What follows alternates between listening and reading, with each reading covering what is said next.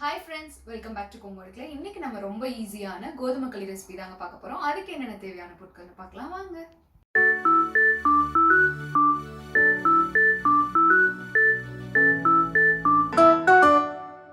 இப்போ ஃபர்ஸ்ட் பாத்தீங்கன்னா 1 கப் போல நான் கோதுமை மாவு எடுத்துர்க்கேன்.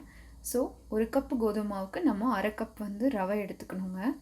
அதுக்கு அப்புறம் உப்பு இந்த களிக்கு நம்ம போட்டு தான் செய்யணும். சோ அதனால உப்பு கொஞ்சம் எடுத்துக்கணும். இப்போ ஃபர்ஸ்ட் இந்த களி செய்யறதுக்கு நம்ம எந்த கப்ல மாவு எடுத்துக்கிட்டோமோ அதே கப்ல நீங்க 4 கப் அளவு தண்ணி வந்து ஊத்தி கொதிக்க வச்சிடுங்க. இந்த கொதிச்ச தண்ணில இப்போ நீங்க பாத்தீங்கன்னா ஒரு 1/2 டீஸ்பூன் போல உப்பு சேர்த்துக்கோங்க. அப்புறம் நம்ம எடுத்து வச்சிருந்த இந்த ரவையுமே இதுல போட்டுட்டு நல்லா வேக விட்டுருங்க. ஸோ இந்த ரவை இதுக்கு நம்ம சேர்த்துறோம்னா கட்டி தட்டாமல் இருக்கிறதுக்கு. இப்போ உங்ககிட்ட ரவை இல்லாட்டி அரிசி கூட நீங்கள் குருணையாக அரைச்சி சேர்த்துக்கலாம். இந்த ரவை இப்போ நீங்கள் வேக விட்டுருங்க ஒரு 10 நிமிஷம் போல். பாருங்கள், நம்ம போட்டிருந்த ரவை வந்து நல்லா வெந்துருச்சு. ஸோ கையில் எடுத்து நல்லா மசிச்சு பாருங்கள், நல்லா மசியணும். ஸோ வெந்துருச்சு. இந்த ஸ்டேஜில் நம்ம வந்து எடுத்திருந்த மாவை ஆட் பண்ணிக்கலாம். ஸோ எப்போவுமே நீங்கள் களி கலருக்கு முன்னாடி 1 கப் வந்து சுடு தண்ணி கையில் வச்சுக்கோங்க. ஏன்னா இப்போ இந்த தண்ணி பத்தலைன்னா நம்ம அதை சேர்த்து கலக்கிறதுக்காக தான். ஸோ சப்போஸ் பத்தாமல் போச்சுன்னா அந்த கேஸில் நம்ம இதை யூஸ் பண்ணிக்கலாம். இப்போது நான் அந்த மாவை கொஞ்சம் கொஞ்சமாக ஆட் பண்ணி கலரிட்டே இருக்கணும். ஸோ நம்ம எடுத்திருந்த மாவை கொஞ்சம் கொஞ்சமாக ஆட் பண்ணிவிட்டு கலரிட்டே இருங்க, கை விடாமல்.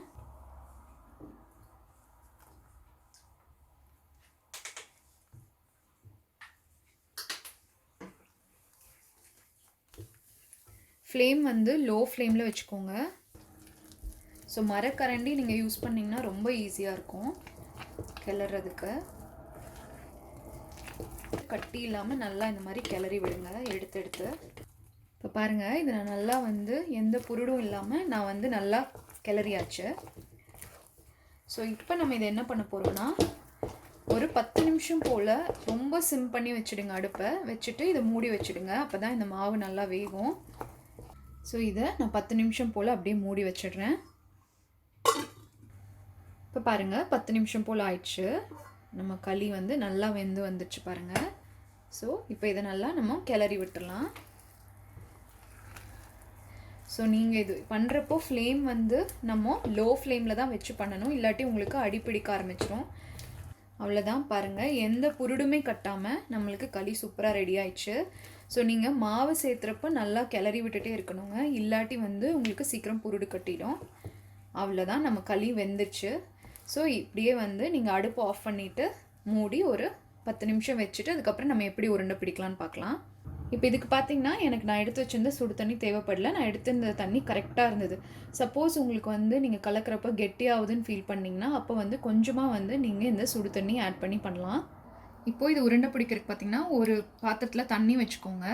அதுக்கப்புறம் நம்ம கரண்டியில் இது கொஞ்சமாக எடுத்துக்கோங்க. ஃபஸ்ட்டு கொஞ்சம் இது சூடாகவே தான் நம்ம பிடிக்கணும். அப்புறம் நம்ம எடுத்து வச்சிருந்த தண்ணியில் கை நனைச்சிக்கோங்க. அதுக்கப்புறம் இதை அப்படியே கையில் எடுத்துகிட்டு உருண்டை பிடிச்சிக்கலாம்.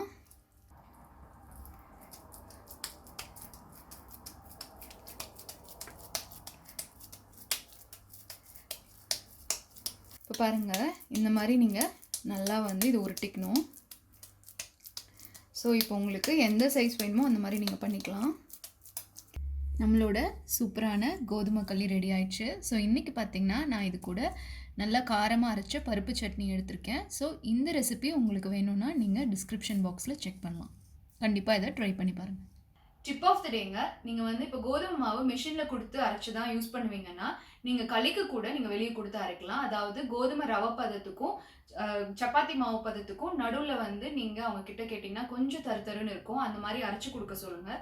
ஸோ அந்த மாதிரி நீங்கள் யூஸ் பண்ணுறப்ப இந்த ரவை தனியாக போட்டு மாவு தனியாக போடணும்னு இல்லை, நீங்கள் அரைச்ச அந்த மாவை நீங்கள் யூஸ் பண்ணலாம். ஸோ அது இன்னும் ரொம்ப உங்களுக்கு டேஸ்ட்டாக இருக்கும். கண்டிப்பாக அதை ட்ரை பண்ணி பாருங்கள். அப்புறம் இந்த ரெசிபி உங்கள் எல்லாத்துக்கும் பிடிச்சிருக்குன்னு நினைக்கிறேன். ட்ரை பண்ணி பார்த்துட்டு கமெண்ட் செக்ஷனில் என் கூட ஷேர் பண்ணிக்கோங்க. இந்த வீடியோ உங்களுக்கு பிடிச்சிருந்ததுன்னா எங்கள் சேனலை லைக் பண்ணுங்கள், ஷேர் பண்ணுங்கள். இங்கே வர white icon ப்ரெஸ் பண்ணி எங்கள் சேனலை சப்ஸ்கிரைப் பண்ணுங்கள். ஃபேஸ்புக் அண்ட் இன்ஸ்டாகிராமில் எங்கள் சேனலை ஃபாலோ பண்ணுங்கள். தேங்க்யூ.